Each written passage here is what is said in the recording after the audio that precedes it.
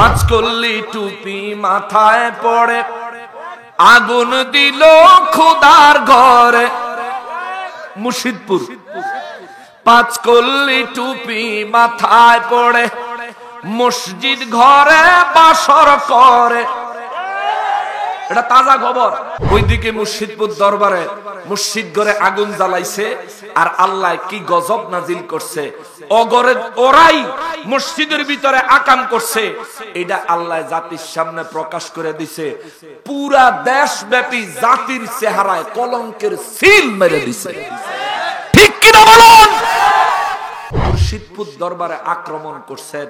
মুর্শিদপুর দরবারে কয়েকজন আশেক মুরিদ পাগলদেরকে মারধর করছেন, তাদেরকে খুব মাইরা ধইরা আহত করে ফেলাইছেন। আর আল্লাহ আপনি করে টঙ্গি। ঠিক কিনা বলেন? কি দোলাইটা দিছে। তোরাই নিজেরা নিজে করে মেরে। এত হিংস্র কেন? এত হিংস্র কেন? আজকা যদি এই টঙ্গীর জমিনে কোন সুন্নি একজন ব্যক্তি যায় যদি একটা হামলা করত, দেশটা পুরো আলগাইয়া মাথাত লইতো 4 বার, নিচে হালাইতো 10 বার। এই জন্য আমি ইসলামী সঙ্গীতটার মধ্যে লিখছি, ওরা ভাঙলো কত অলির দরবার, পাহারা দিল মন্দির বারবার। ভাঙলো কত অলির দরবার, পাহারা দিল মন্দির বারবার। নবীর তাজিম হারাম মানে, মূর্তির তাজিম ভালোই জানে। আবার গীতা পড়ে কি মধুর। ঠিক কিনা? চরিত্র।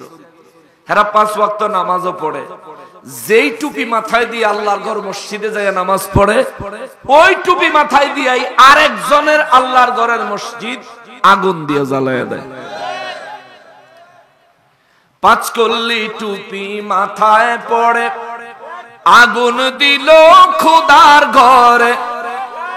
মুর্শিদপুর। পাঁচকল্লি টুপি মাথায় পড়ে মসজিদ ঘরে বাসর করে।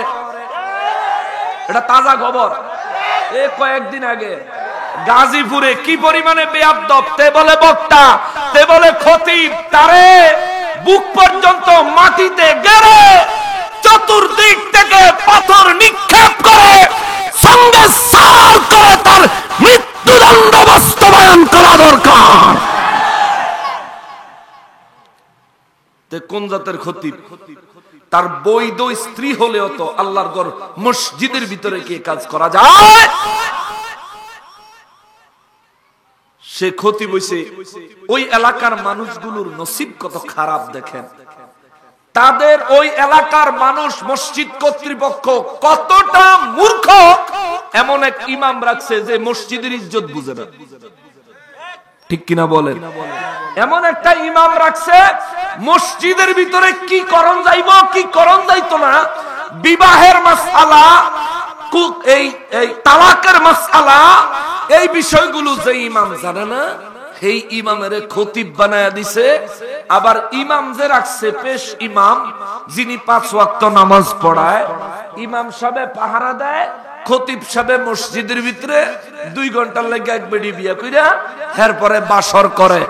এই ধরনের কুলাঙ্গারদের গ্রুপের লোকেরাই মুর্শিদপুর দরবারে জুমা মসজিদ আগুন দিয়া জ্বালায়া দিছে। কথা বলেন ঠিক কিনা?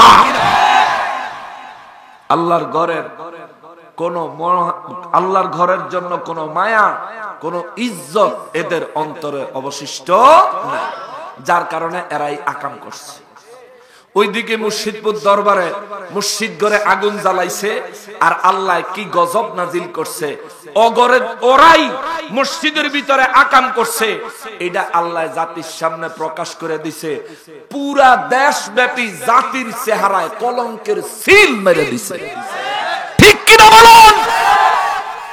আজ পর্যন্ত ওদের দলের কোন হুজুর মিলাদ কিয়ামের বিরোধিতা করেন না, ওলি আল্লাহর দরবারে হামলা করেন না, মুর্শিদপুর দরবারে চুরি ডাকাতি করেন না।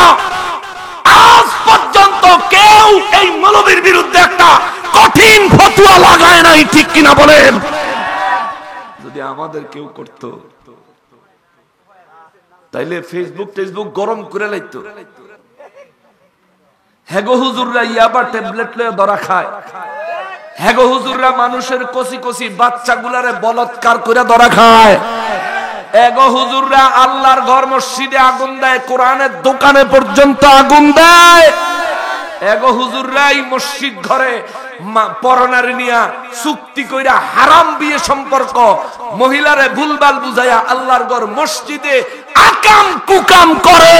এই সমস্ত বেয়াদবদের দ্বারা ইসলাম প্রতিষ্ঠিত হবে না, বরং ইসলাম ধ্বংস হচ্ছে।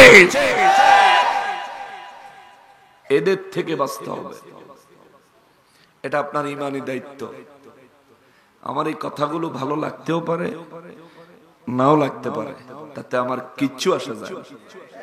আমি যদি আপনারে খুশি করানোর লেগে তেল মাইরা কথা কইয়া যাই, হাসরের ময়দানও আপনার সামনেই আমারে ফিডাইয়া বাম্পা ছুড়াইলি। অতএব আমি আল্লাহকে ভয় করি।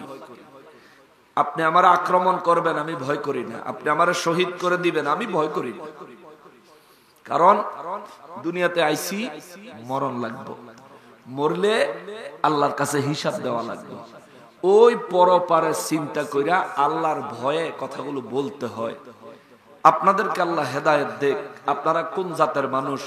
মুর্শিদপুর দরবারে আক্রমণ করছেন, মুর্শিদপুর দরবারে কয়েকজন আশেক মুরিদ পাগলদেরকে মারধর করছেন, তাদেরকে খুব মাইরা ধইরা আহত করে ফেলাইছেন, আর আল্লাহ আপনি করে টঙ্গি। ঠিক কিনা বলেন? কি দোলাইটা দিছে? তোরাই নিজেরা নিজে করে মেরে লা। এত হিংস্র কেন? এত হিংস্র কেন? আজকা যদি এই টঙ্গীর জমিনে কোন সুন্নি একজন ব্যক্তি যাইয়া যদি একটা হামলা করত, দেশটা পুরো আলগাইয়া মাথাত লইতো 4 বার, নিচে হালাইতো 10 বার।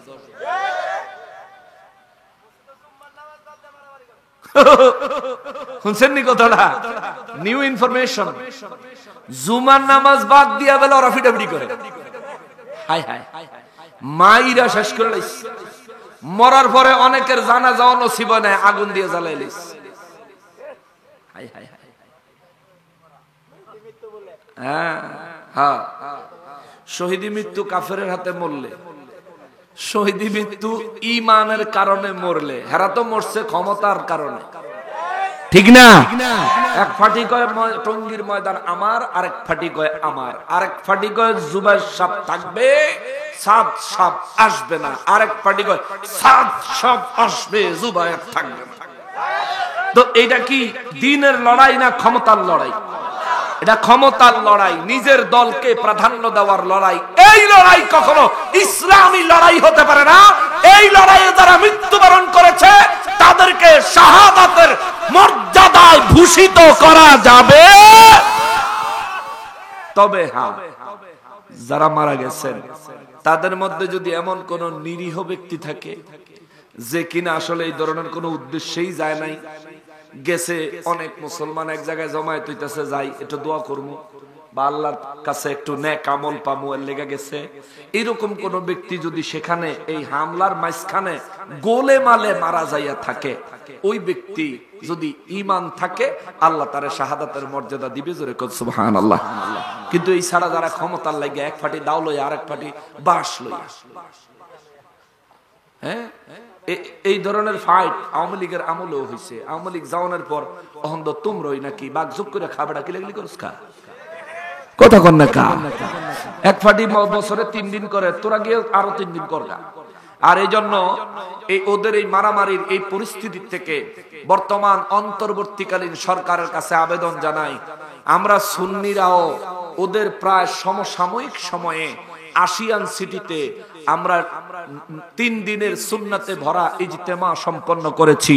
আমাদের ইজতেমায় কোনো মারামারি কাটাকাটি হিংসা ছিল না, বরঞ্চ সম্প্রীতি ভালোবাসা প্রেম এবং ঈমানের খোরাক ছিল, ঠিক কিনা বলেন? এই অন্তর্বর্তীকালীন সরকারের কাছে আমরা আবেদন জানাই, আপনারা টঙ্গীর ময়দান থেকে এই এগরে সরাইয়া টঙ্গীর ময়দানটা অন্তত 1 বছর আমাদেরকে দিয়া দেখেন, ইনশাআল্লাহুল আজিজ। আমরা কোনো হিংসা বিদ্বেষ কারো সাথে কেউ করি না, করব না। দ্বীনের খেদমত হবে, ইসলামের প্রচার প্রসার হবে। কথা বলেন ঠিক কিনা? আমরা চাই যারা এই মারামারি টারামারি করে দোনো গ্রুপে বাদ দিয়া আমাগরে দেন।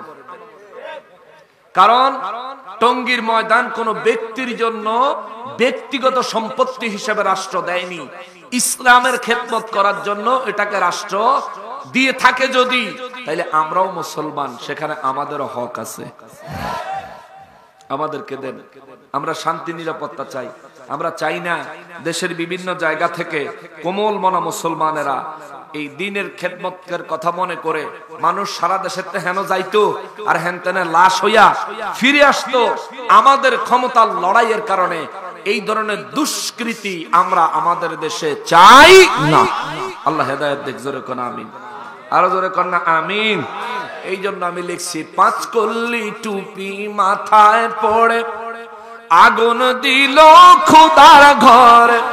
ওরে আগুন জ্বালায় আল কোরআনে, আগুন জ্বালায় আল কোরআনে, এরাই আসল ঈমান চোর। চোরের গোষ্ঠী চোরের মেলা মিলাইছিল মুর্শিদপুর, ঠিক কিনা? ওরে জাতির কাছে প্রমাণ আছে, ওরে জাতির কাছে প্রমাণ আছে, ওহাবিরা গরু চোর। চোরের গোষ্ঠী চোরের মেলা মিলাইছিল মুর্শিদপুর, ঠিক কিনা? ওরে এক ওহাবি নিছে মহিষ, ওরে দেখতে লাগে আস্তা খবিশ। ছবি দেখছুনি না আন্দাজে ঠিক কও? ছবি দেখছ? ট্রাক উড়ে নিতেছিল যে হেতে। ওরে এক ওহাবি নিল মহিষ, ওরে দেখতে লাগে আস্তা খবিশ। ওর চেহারা যেমন গরুর পেছন, গরুর পাছাড়া আর হেতের চেহারাটা একসাথে ছবি উঠছে। গরুর পাছলাটা হ্যাঁ সুরে দেখতে ভালো লাগছে। ওর চেহারা যেমন গরুর পেছন, আর ঠোঁট দেখলে মনে হয় কি লাগে যেমন গাঁজাখোর। চোরের গোষ্ঠী চোরের মেলা মিলাইছিল মুর্শিদপুর, ঠিক কিনা? জাতির কাছে প্রমাণ আছে, জাতির কাছে প্রমাণ আছে, ওহাবিরা ছাগল চোর। চোরের গোষ্ঠী চোরের মেলা মিলাইছিল মুর্শিদপুর, ঠিক কিনা? এটা সত্যি কথা। এটা কইলেও যদি কারো জ্বলে তাহলে বুঝতে হবে সে চোরের দলে, ঠিক কিনা বলেন?